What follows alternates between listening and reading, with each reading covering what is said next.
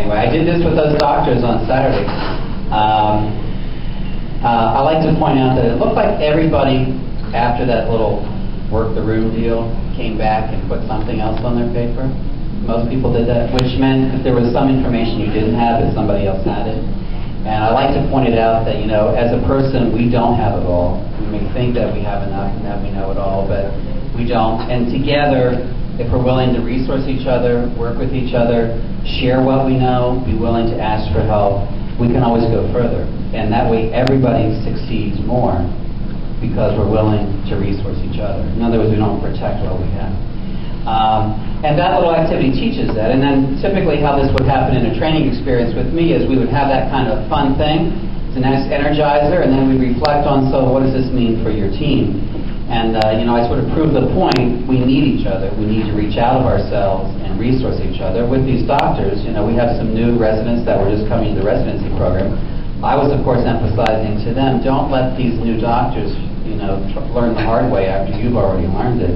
You should be sharing what you know. You should be coaching. You should be a mentor to these new resident doctors, which is an overnight. In January every year, I lead that whole thing up with a variety of activities that help to pull that group together. And then I am involved in each of their days, as long as I'm capable to be there, volunteering some time to actually look at leadership, teaching and education. Tomorrow they're going to be up at the Capitol, spending the day up there with Maury Gingrich and all those friends, and asking questions about, well, what has all this budget thing been doing up here and all that kind of stuff. And so they're taking a bus, leaving them all early tomorrow morning and heading up there and spending the day and then coming back. I don't know if anybody was at the mall last Wednesday when our current Leadership Lebanon Valley class hosted a carnival-type event to raise money. What was unique to the class this year is that they decided to do a total group project. I gave them that option in January, and they jumped on that. During our Justice Day, where we visited the jail, they learned about the fact that we lost our police dog. I guess it was May a year ago. And this class decided to raise enough money to help reimburse the fund that they had to take money from to buy that new police dog. I think it's around $10,000.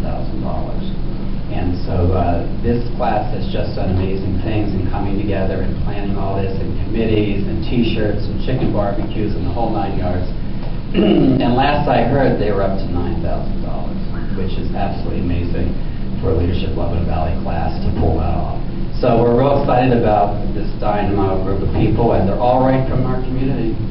That's one reason why I don't like to let go of that program, because it's a reminder to me that we have dynamo people in our community. Sometimes when like me, I live right downtown on Cumberland Street, 4 blocks from the square. You don't always see the pretty stuff down there, but it's nice to know that we have great emerging leaders and people that have been in the community, like the Nori Bishops of the world and the Penny Walkers and all those other good folks that are able to step up and make a difference in this community. So, the lady that we have chosen this year has been employed with the Commonwealth of Pennsylvania for 34 years. She was involved in many committees, serving as a board member and also as a committee member. She has been in our chapter, or was in our chapter, for a few years, serving in many capacities as an officer and as a chairperson for different committees. So at this time, Nori Fisher